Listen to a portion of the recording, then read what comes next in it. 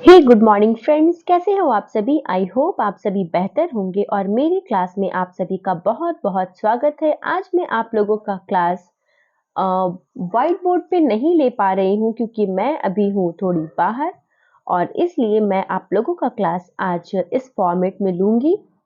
तो चलिए, हमने वेद को अच्छे से समझ लिया था, वेदांग को समझ लिया था, वेदों के चारों प्रकारों को हमने समझ लिया था और हम आगे कंटिन्यू कर रहे थे और हम अपना इस एंशियंट हिस्ट्री की सीरीज को कंप्लीट कर रहे हैं, जिसमें आज हमारा टॉपिक है ब्राह्मण ग्रंथ।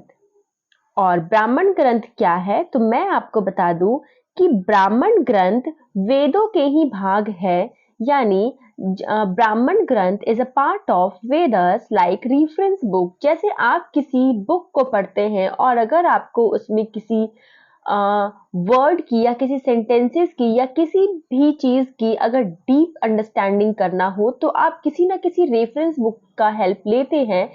ठीक वैसे ही ब्राह्मण ग्रंथ जो है वो वेदों के ही भाग है, जो कि एक रेफरेंस बुक की तरह काम करते हैं। अब आप सोच रहे होंगे कैसे, तो चलिए बात करते हैं कैसे।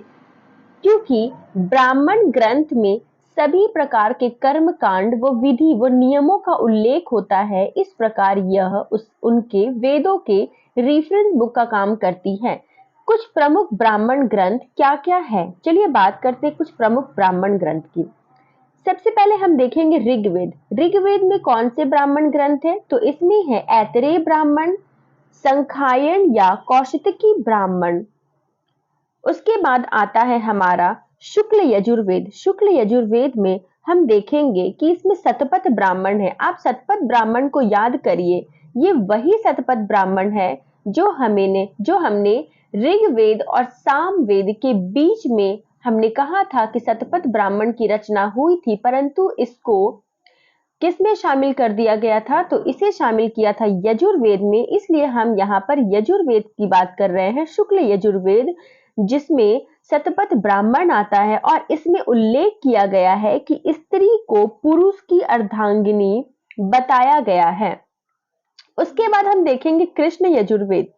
कृष्ण यजुर्वेद में हम देखेंगे कि इसमें तैतरीय ब्राह्मण आते हैं और उसके बाद हम देखेंगे सामवेद। सामवेद में हम देखेंगे कि पंचविश या तांडीय ब्राह्मण, षड्विश ब्राह्मण, समाविधान ब्राह्मण, वंश ब्राह्मण, मंत्र ब्राह्मण, जैमिनीय ब्राह्मण, जिसमें जैमिनीय ब्राह्मण जो है वो प्रमुख है। और उसके बाद हम जाएंगे अथर्ववेद में और अथर्ववेद में गोपद ब्राह्मण प्रमुख है।